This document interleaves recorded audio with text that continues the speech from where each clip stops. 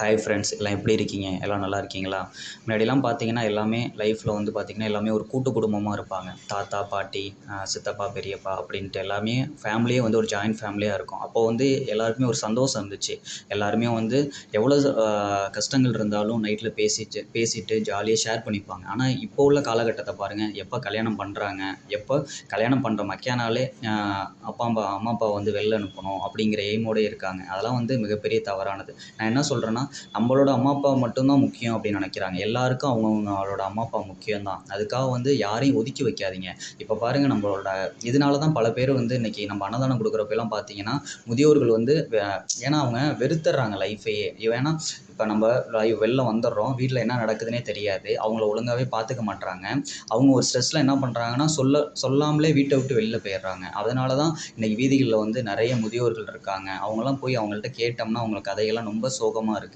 எதனால் அப்படின்னா, அவங்க பிள்ளைங்க எல்லாம் இருக்காங்க, கஷ்டப்பட்டு படிக்க வச்சுருக்காங்க, எல்லாமே பண்ணியிருக்காங்க. ஆனால் அவங்க வந்து இங்கே இருக்காங்க. ஏன்னு கேட்டால், என்னோட மருமக வந்தாங்க, அது வந்து வந்துட்டு ரொம்ப அவங்கள வந்து தரைக்குறைவாக பேசுகிறாங்க, பண்ணுறாங்க.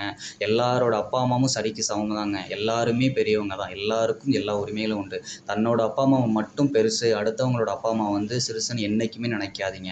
இன்றைக்கி அது மாதிரி நினச்சிங்கன்னா அதோட இது வந்து மிகப்பெரிய இதாக இருக்கும். பிற்காலங்களில் வந்து நமக்கே அது நடக்கலாம். நம்மளோட பிள்ளைகள் வந்து நம்மளை வீட்டை விட்டு வெளில அனுப்புகிறதான் அதோட வழிகள் என்னன்னு நமக்கு புரியும். அப்போ நம்மளோட பையனோட அப்போ நம்ம மருமகள் வந்து நம்மளை வீட்டை விட்டு ஒதுக்குறப்ப அன்னைக்கு யோசிச்சு பார்ப்பீங்க, அன்னைக்கு நம்ம செஞ்ச தவறு இன்னைக்கு நமக்கே திரும்பி வருதுன்னு. இன்றைக்கெல்லாம் வந்து நம்ம செய்கிற தவறு நமக்கே தான் திரும்பி வரும். அதனால் ஜாயின்ட் ஃபேமிலியாக இல்லைனாலும் பரவாயில்ல, இருக்கிற வாழ்க்கையை நல்லபடியாக வாழுங்க. இருக்கிற வரைக்கும் நல்லபடியாக எல்லாரையும் அனுசரித்து லைஃப்பில் பல கஷ்டங்கள் இருக்குங்க. காசு மட்டுமே குறிக்கோள் கிடையாதுங்க. காசு இன்றைக்கி இருக்கும், நாளைக்கு இல்லாமல் போகும். மறுபடியும் ஆனால் காசை சம்பாதிச்சிடலாம். ஆனால் பந்த பாசங்கள், சொந்த பந்தங்கள்லாம் வந்து எப்படி இருக்கிற வரைக்கும் தான் இது. நாளைக்கு நம்ம செத்தாலும் 4 பேர் தூக்கி போடுறதுக்கு வேணுங்க. அதனால் வெளி உலகங்களில் இருந்தாலும் சரி, எங்கே இருந்தாலும் சரி, 4 பேர் அனுசரித்து இருங்க தயவு செஞ்சு. ஏன்னா நாளைக்கு இன்றைக்கி எல்லாருமே நினச்சிட்டு இருப்பாங்க, இன்னைக்கு உண்மையாக ஒருத்தவங்க இருப்பாங்க, அவங்கள ஈஸியாக தூக்கி போட்டுடலாம்.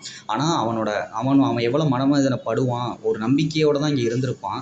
ஆனால் வந்து அவங்கள தூக்கி போடுறப்போ வந்து ஈஸியாக தூக்கி போட்டுடுறாங்க. அப்போ அவன் என்னென்ன திங்கிங்கில் இருப்பாங்கிறது வந்து யாருமே யோசிக்கிறதில்ல.